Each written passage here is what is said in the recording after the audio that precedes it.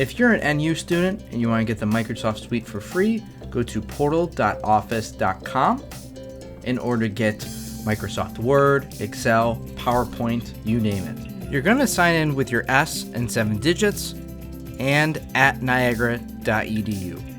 Then you'll be using your Purple Pass password to log in, and it will bring you here.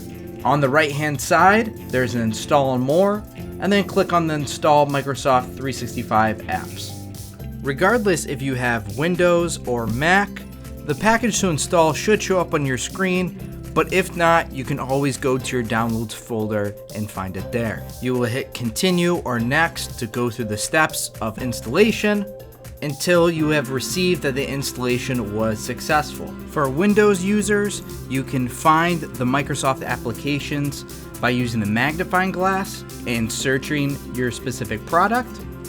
And for Mac users, you'll be using a Launchpad, which looks like a rocket ship. Just make sure that you're signed in with your NU account, and then you should be free to create and edit any Microsoft product.